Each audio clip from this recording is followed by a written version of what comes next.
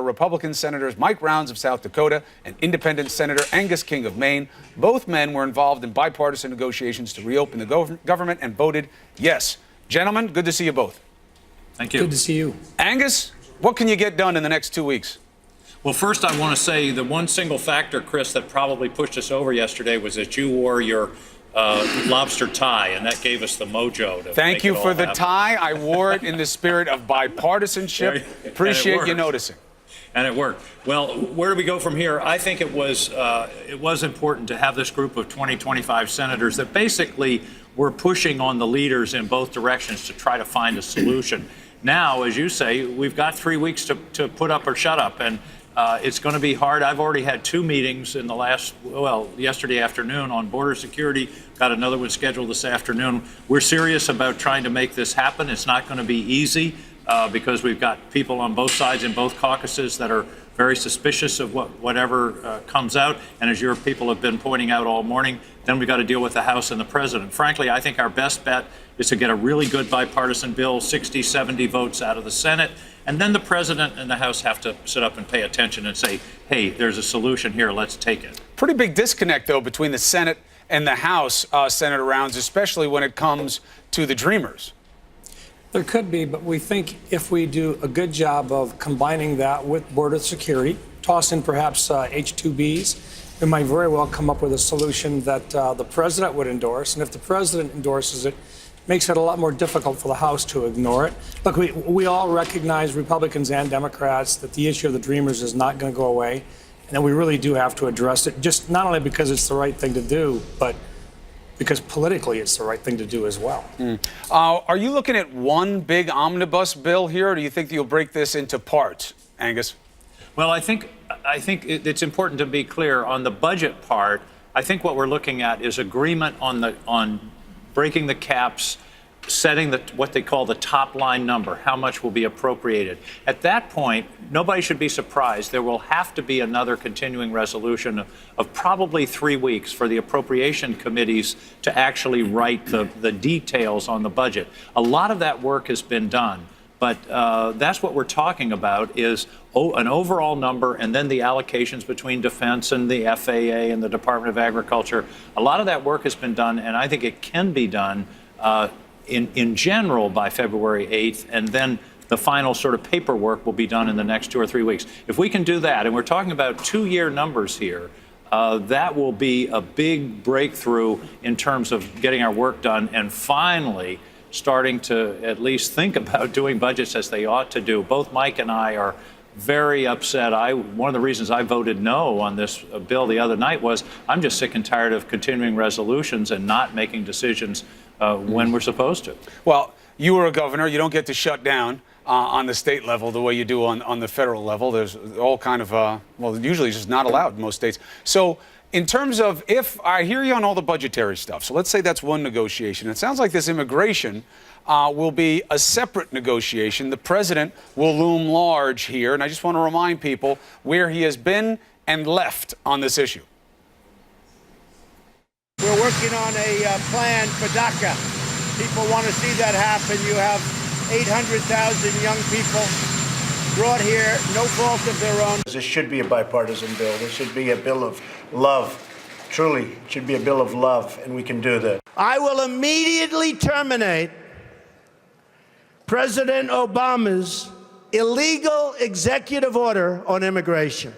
Immediately. We're always talking about dreamers for other people. I want the children that are growing up in the United States to be dreamers also. All right, so we don't really know where he is. He just put out an ad basically saying that, people who come in here illegally are all bound to be terrorists. So what do you think, Senator Rounds? Are you going to have to break off the immigration stuff, deal with the budgetary matter? There's plenty there, and that this will be a second bill? No, I think what you have to do is in good faith, work through the issues of immigration, and that includes border security. And if you can make headway on that, and I think if the Dems recognize that there is serious attempt here, and we honor our commitment to move forward to it, then they have to honor their side of it, which is to keep government open. That's the condition. And at the same time, I think the president has given himself plenty of leeway in which to negotiate. That's a good thing. And at the same time, look, he wants to win as well on the border security side. A lot of Republicans, a lot of Americans want to make sure that when we do this, we do it in such a fashion that we actually secure the borders. But even more important than that, we provide evidence that we can actually reduce the number of illegal immigrants coming into the country long term. That's not just border security. It's also talking about what our laws look like with regards to how they're interpreted south of the border. It's not just Mexicans coming across. It's a lot of folks from a lot of different countries who come into the country. We've got to have some consistency across the board with how we deal with those individuals. Chris, there's one other important point that I think is largely missed in what Mitch McConnell said. All last week and for the last several weeks, he's been basically saying, we're waiting for the president. He said something like, if we don't know what the president will sign, we're just spinning our wheels. As of yesterday, he said, we are going to take this bill up on February 8th if it's not resolved before then. That was an important step for him to say, we're not going to wait for the president. The Senate is going to work on a bill and come to a conclusion and hope the president joins. Now, if the president wants to join in good faith and try to help with these negotiations, ultimately, politically, I don't think there's much doubt that whatever is going to get through the House has to have the president's blessing. And I think that's going to be part of the sort of second stage. My hope, frankly, is that he steps back, let us work on it here, let us come up with a proposal, again, involving DACA and border security. And I think we can come up with something pretty good that he can then endorse, and we can get it done. Which is what happened over the weekend, where the president basically stepped back, allowed the negotiations to go on, and we were successful in getting to a conclusion. Well, let's see. At least on a temporary basis. Right. So we'll see what happens. Maybe you're just a talking stick away. Maybe you bring that Susan Collins talking stick. Are you guys going to tell me who threw the stick? Who threw the stick and broke Susan Collins' elephant, Angus? Was it you? I wasn't in the room at the time.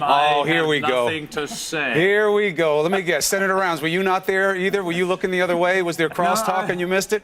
I was there. But Who I think threw at the this stick? stage of the game, we're going to leave that for those folks to talk Let me just about. say, in the subsequent meetings, we used a Nerf ball. It was a lot safer.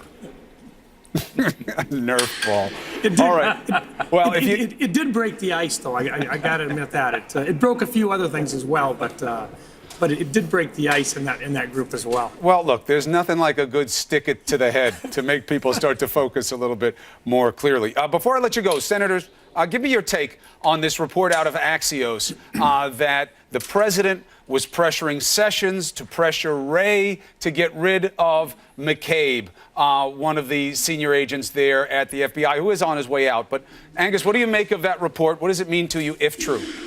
Well, there's this sort of unwritten rule. I mean, the Justice Department and the FBI do work for the president, but there have been a lot of both unwritten rules and written rules, like the term of the FBI directors is 10 years. That clearly overlaps presidential terms. That's designed to protect the independence of the FBI. So it is not, it's unsettling, frankly, if you have the executive leaning on law enforcement because they don't like somebody or they're afraid. And as one of your commentators earlier this morning said, FBI people are people. They vote and they have preferences, and it's impossible. They're not automatons. So I think leaving the FBI alone is probably the best policy, and this doesn't help in this situation. Senator Rounds, you're on the same page? You know, similar except for one thing. It does remind us that even though we're all human and we've all got our own points of view, when it comes to the Justice Department, it's got to be even-handed. Sure. And that means you can't play favorites either way. And I think that message is pretty important as well. Sure. You just got to show proof of the unfairness. Senators, I appreciate the insight. I don't believe, Angus, that you don't know who threw the stick. I just want you to know that. Senator King, nothing but respect for you, but I want you to know I don't buy it.